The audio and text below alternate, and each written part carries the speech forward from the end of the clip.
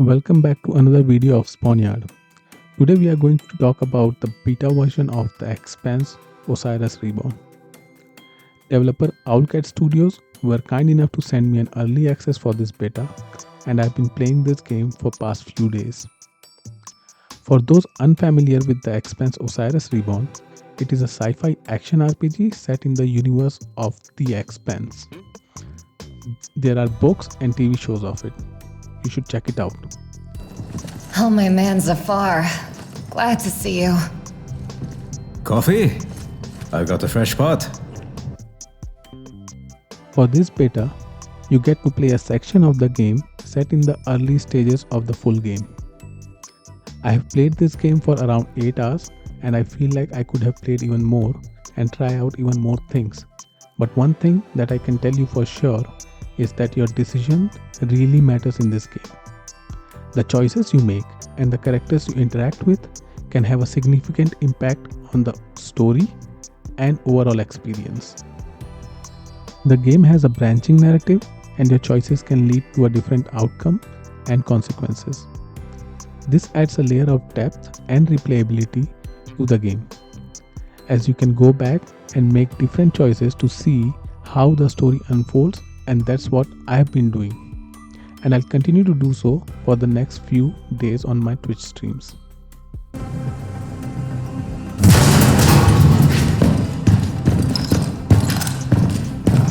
Before we go any further, it's important to note that all the features I'm going to mention are limited to the beta, and the full game will probably have a lot more. Okay, let's start with the setup of this beta. While the game will launch with fully fleshed customization and character creator, the beta provides with a preset of 4 characters to choose from, namely Belter Officer, Belter Hacker, Earth Officer, and Earth Hacker.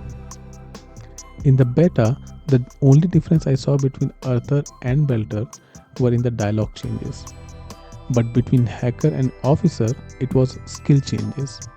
When you play as a hacker, you can hack into the systems and open doors. Otherwise, you may have to find a passcode. As for where the story starts, you are returning to Pinkwater 4 station after investigating a ship, and you along with your twin barely made it out of the station. In order to get out from the ship, you had to steal a spaceship and get back home. This has brought you trouble at your own station as you are being pursued by the owner of the spacecraft. Alright, so with premise setup for the beta, let's dive into the details, starting with decision making and choices. As you get to Pinkwater 4 station, you are free to explore the station at your own pace. Talk to a few people, pick up side quests, etc. etc. But the action starts as soon as you report to your director. You have decisions to make, and while those decisions may not feel significant at the moment, based on what you choose can actually eliminate most people in the station. Isn't that crazy? You are presented with choices on almost all conversations. While some of them change dialogues, some change the whole narrative of the game. Your choices lead you to different paths, and there are times when you must choose between 2 alternative paths, result of which may end up in different rewards. One such case was in game when I had the option to either wait for my crew member Zafar to open up a path for me or listen to my twin and take the quick route. Based on what you choose, you are rewarded differently. To give you an example, here I chose to put my station members' lives on the line, and now they are being targeted and shot. But the alternative was that I could have fought on my own and all my station members would have lived. Alright, moving on to story and dialogues. While story can be judged at this point, the writings seem to be on point. The dialogue feels very lively and there are some funny interactions to keep you invested in all the dialogue and interactions. Larry is already my favorite. Larry is a dispatcher in the game, and if you talk to him, you may end up going on an adventure because he gives you a side mission. Well, that's all I have for story and dialogues, not much to share there. But then we can move on to the combat of the game. I played this game on a controller, and I'm pleased to inform you that each shot, each move, in fact each action that you perform in this game have a good feel to it. I have tried different guns and each one of them carried their own weight. Apart from the guns, the game allows you to equip grenades, mini missiles, and scanner as part of the gadget system, and there are more options to add to that. And not just that, you can also have backup available from your twin who is fighting alongside with you all the time. All you have to do is provide instructions and your twin will take care of the enemy. Then the support system is not just limited to your twin.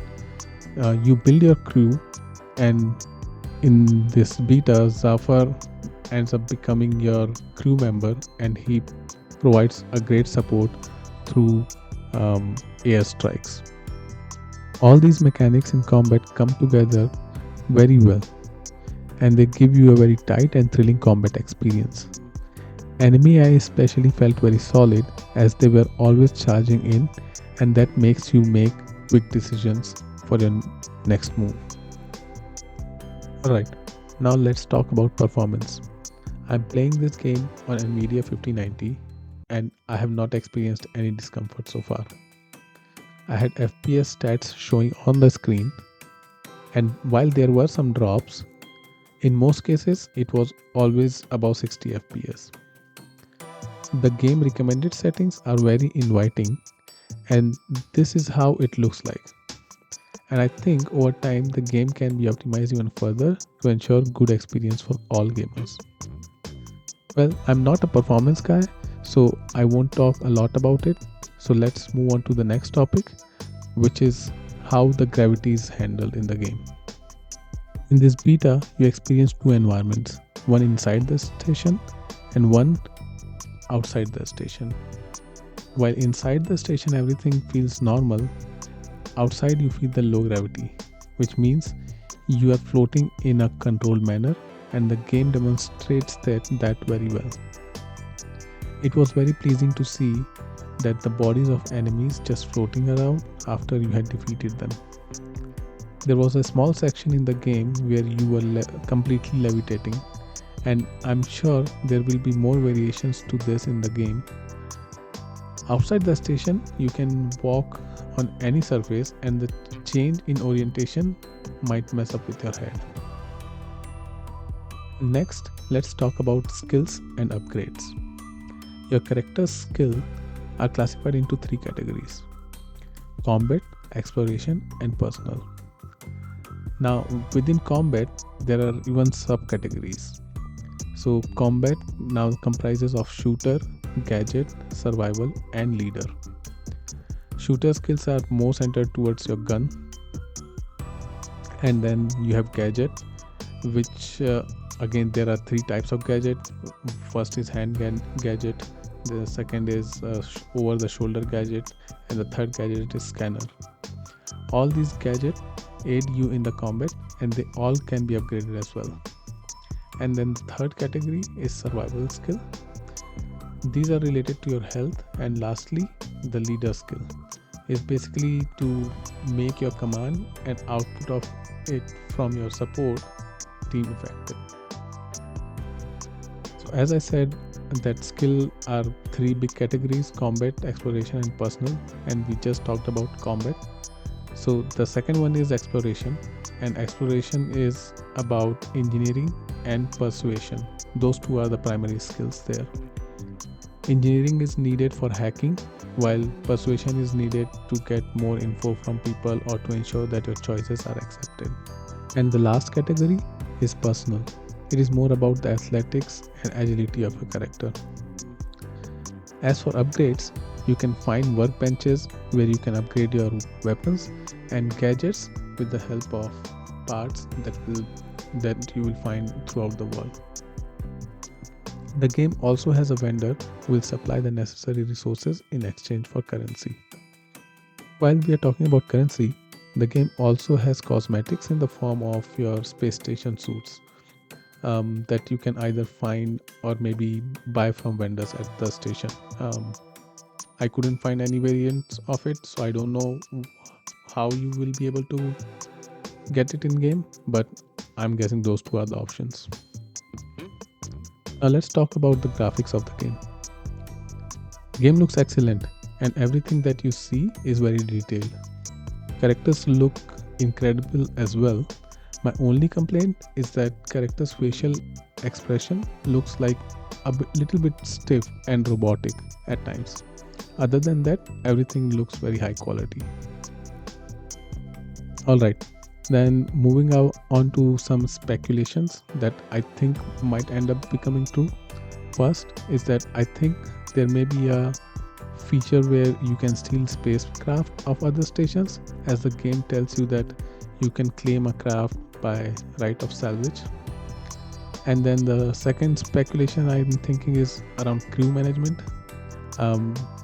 So when you open your skill tree, you can see that there is some crew currency available, so which means that you will probably be spending them on improving their attributes and ultimately making your life easier. Lastly, before I close, I wanted to give another shout to how choices are going to shape your journey. It can be matter of life or death for your crew members. In one particular scenario, I was made to choose whether the crew fights with me or do I fight by myself.